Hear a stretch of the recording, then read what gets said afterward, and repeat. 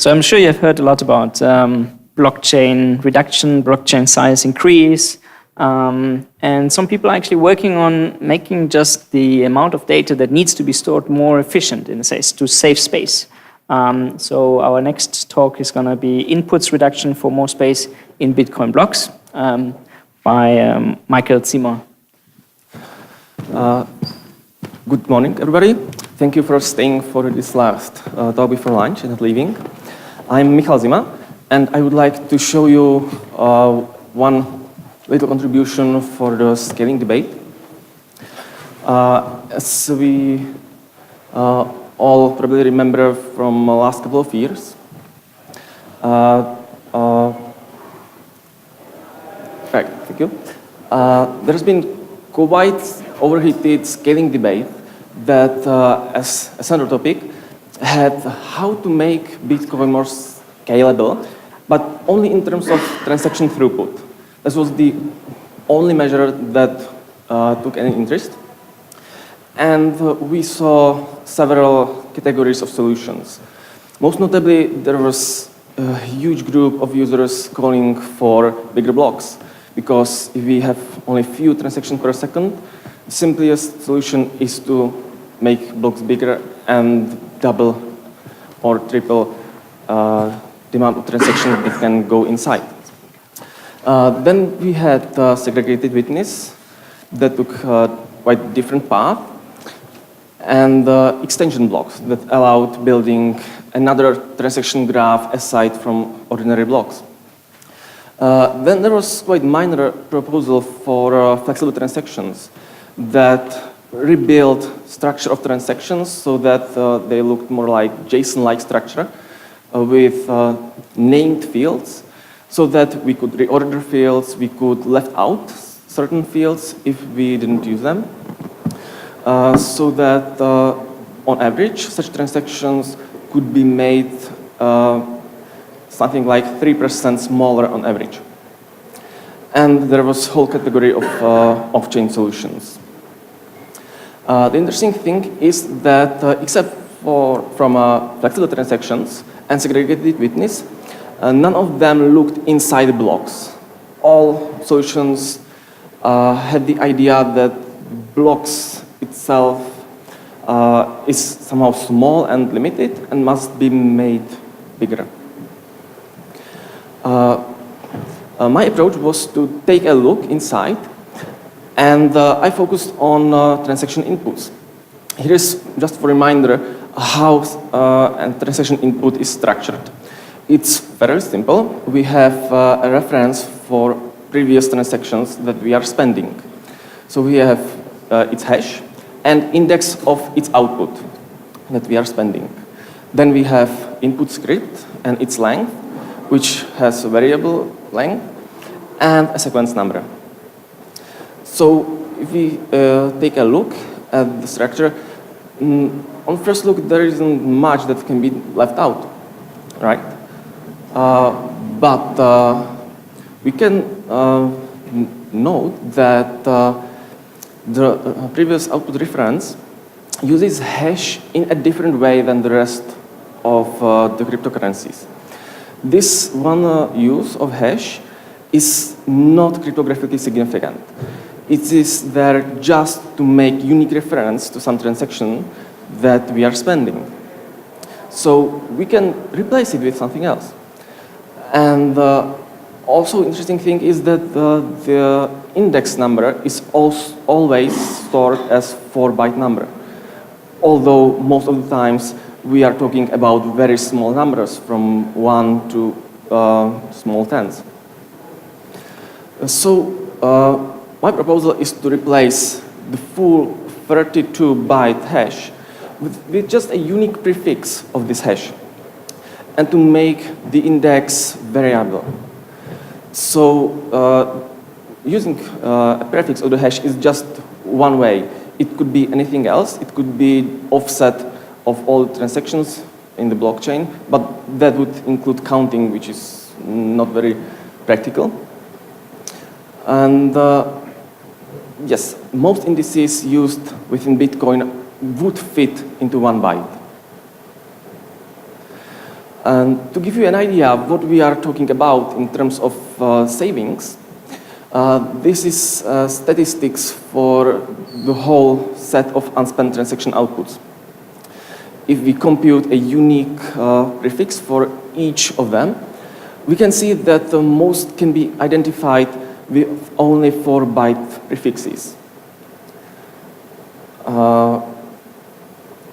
And regarding the index, this is logarithmic scale, and we can see that vast majority of indices are between 1 and 10, and then the rest is not that significant.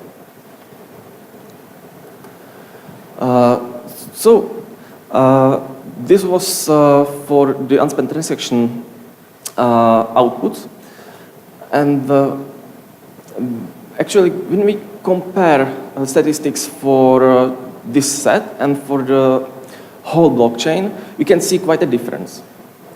While on the full blockchain history, 99% of Bitcoin transactions use indices that would fit into 1 byte of variable encoding. Something like 1/5 of unspent transaction outputs use higher indices. My personal conclusion is that we actually store spam that will never be spent in the set of unspent transaction outputs. But if we decided to spend all this set, we could save 1.5 gigabytes just using those two reductions. Over 100 megabytes just with index reduction, and over 1 gigabyte by reducing the hashes.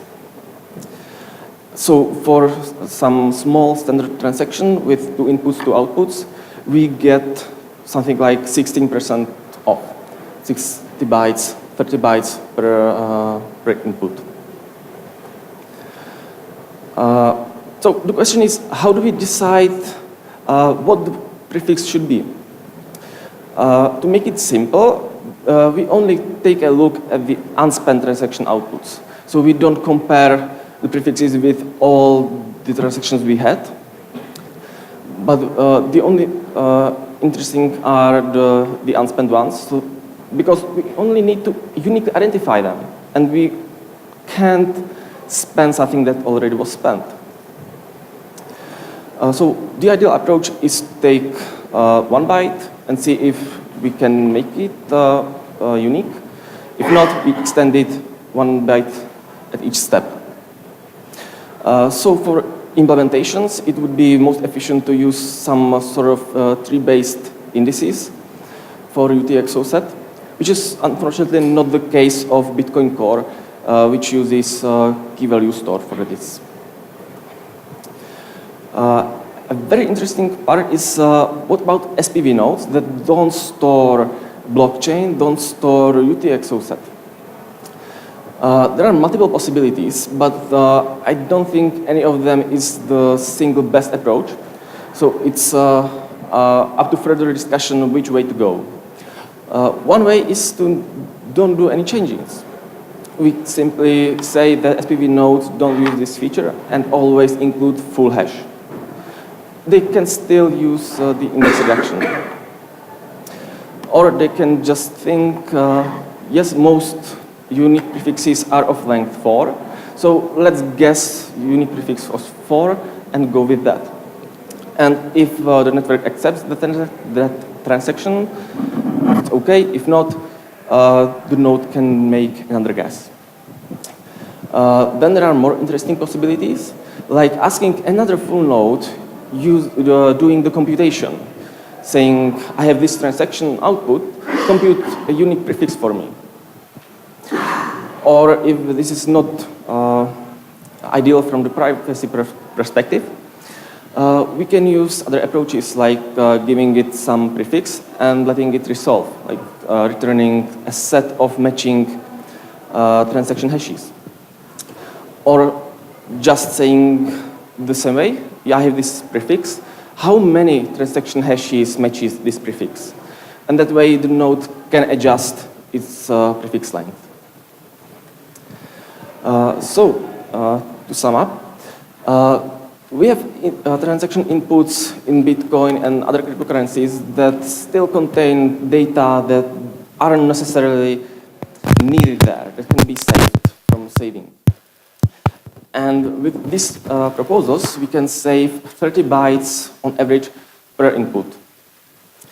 And it's nice that this change is actually software compatible, so old nodes can still operate and make all transactions, and the newer nodes can make use of this adjustment and save on fees, because this is an interesting incentive for users to adopt this new proposal, because they will pay less in fees. And we get more transactions into blocks because they are smaller, not because we make blocks bigger. Thank you for your attention.